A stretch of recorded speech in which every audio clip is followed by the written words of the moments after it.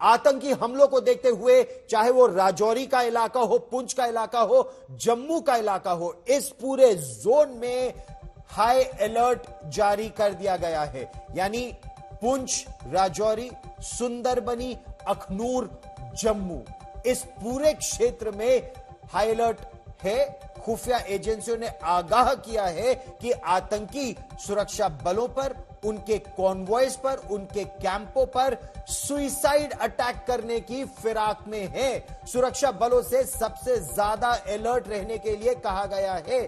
पीर पंजाल के दक्षिण के इलाकों की अगर बात करें तो जो जवाहर टनल या बनिहाल टनल एक समय जिसे कहा जाता था, उसके दक्षिण का पूरा इलाका, इसमें उधमपुर का इलाका भी शामिल है, जम्मू, कठुआ, रियासी, और यह धार्मिक पर्यटन की दृष्टि से बहुत ही महत्वपूर्ण पूरा बेल्ट है।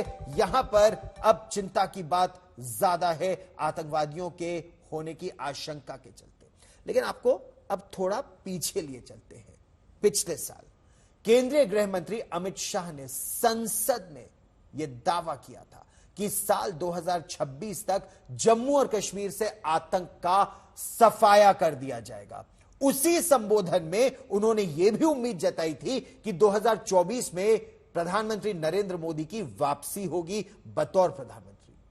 पहली बात, प्रधानमंत्री नरेंद्र मोदी की वापसी तो हो गई, लेकिन पाकिस्तान प्रायोजित आतंकवाद ने भी आतंक का सर, उस नाग ने अपना फन फिर उठा लिया है, दिखाना शुरू कर दिया है। किस तरह की रणनीति अब मोदी सरकार, मोदी 3.0 में आतंक के खिलाफ होगी। लेकिन उससे पहले अमित शाह का वो बयान आपको सुनवाते हैं। संसद में क्या कहा था उन्होंने। माननीय गृह मंत्रालय हर माह यहां पर सिक्योरिटी रिव्यू करता है और हर 3 माह में मैं वहां जाकर सिक्योरिटी रिव्यू करता हूं।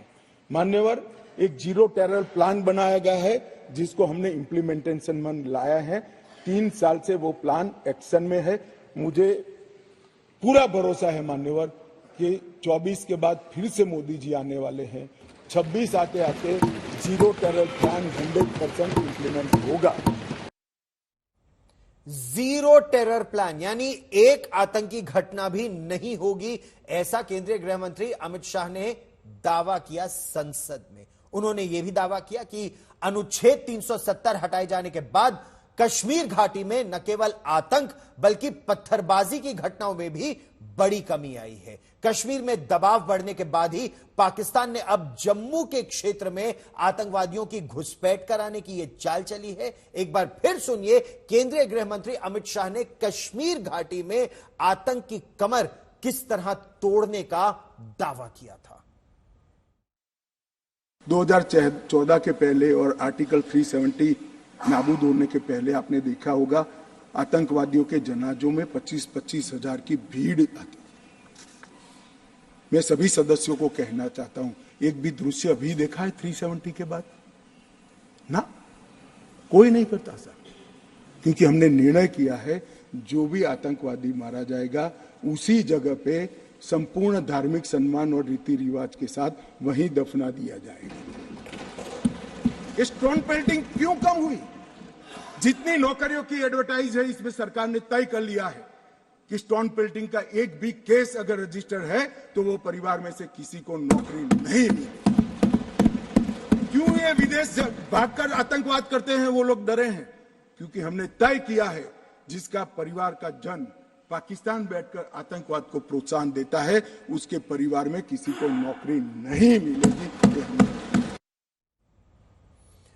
तो सरकार को कश्मीर घाटी में तो सफलता मिली है, उसी सफलता की उम्मीद अब जम्मू, पुंछ, राजौरी वाले इलाके में भी है।